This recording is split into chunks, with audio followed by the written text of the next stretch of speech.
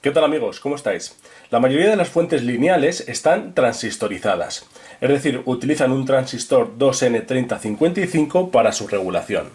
Una avería muy frecuente en las fuentes lineales es que dejen de regular el voltaje de salida, y es debido a que falla este transistor. Por lo tanto, si queréis aprender a reparar este tipo de fuentes lineales, lo primero que tendréis que revisar es el transistor 2N3055. Comenzamos.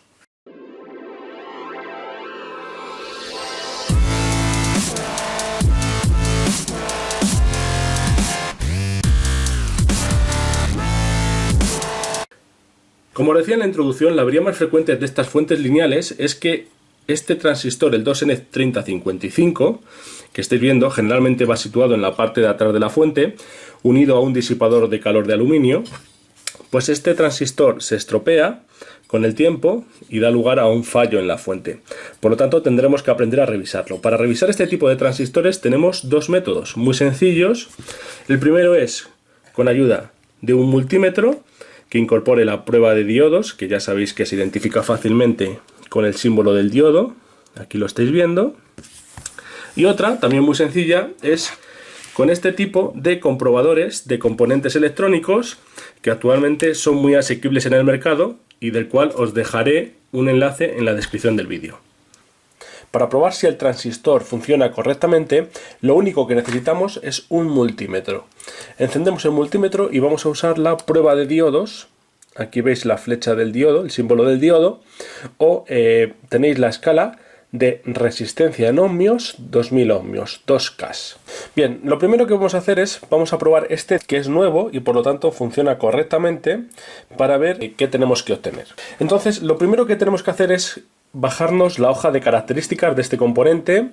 Es el transistor 2N, ahí lo veis, 3055, el que se utiliza en todas las fuentes de alimentación, y en esa hoja de características vamos a ver que es un transistor del tipo NPN, ¿vale? Si fuera PNP, el proceso sería totalmente contrario al que yo voy a utilizar en este, que es del tipo, y esto lo quiero dejar bien claro, NPN. Tiene tres patillas que se corresponden con la base, el emisor y el colector. Y esas tres patillas tenemos que identificarlas fácilmente. Si nos fijamos en el transistor vamos a ver que es asimétrico. Es decir, estos dos contactos, estas dos patillas, están por encima del eje de simetría. Entonces el transistor tiene esta posición con las dos patillas hacia arriba. Y en esta posición sabemos que aquí tenemos la base, aquí tenemos el emisor y la carcasa metálica, el contacto metálico de la cápsula, es el colector. De esta manera ya tenemos identificadas las tres patillas: base, emisor y contacto metálico de la cápsula, colector. Multímetro en prueba de diodos. Conectamos la punta positiva, que ya sabéis que es por donde inyectamos la corriente, en la base. Y ahora, con la punta negra tocamos el emisor. Y aquí tenemos 0,550. A continuación lo probamos con la cápsula, el colector. Y aquí veis que tenemos algo menos.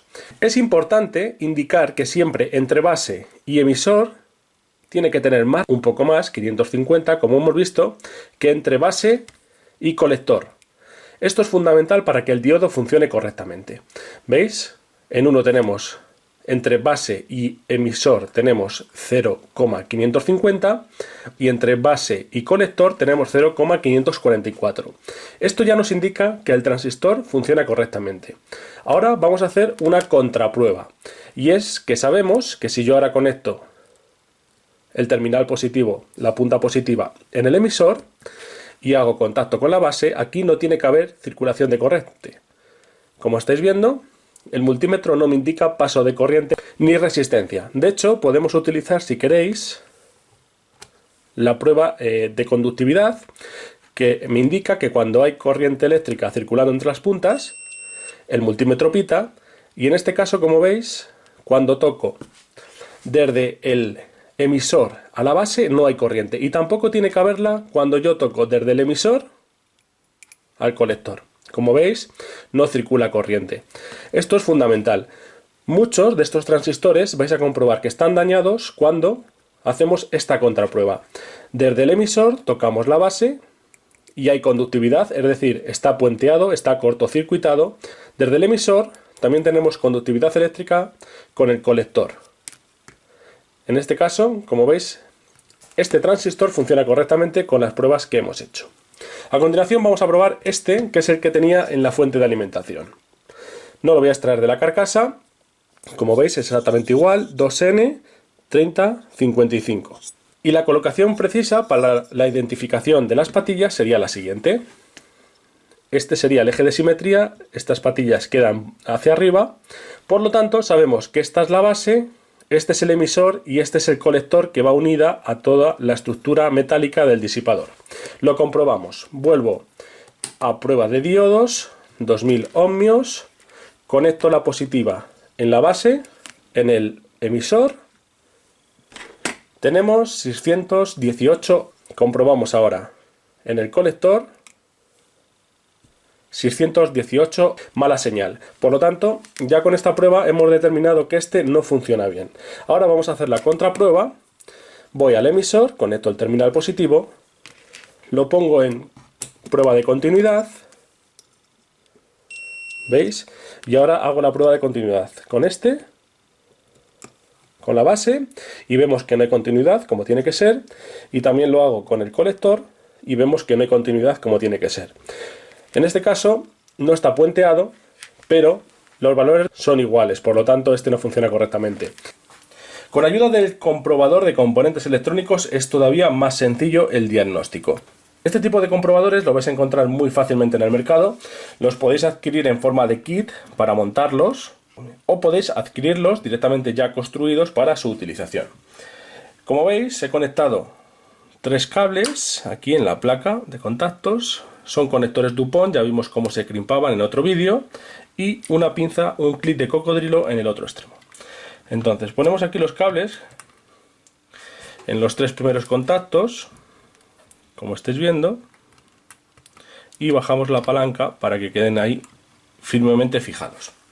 Para comprobar el transistor, el 2N3055, lo único que tendremos que hacer es, sin saber dónde está el emisor, el colector y la base, colocar las 3 pinzas en los 3 contactos.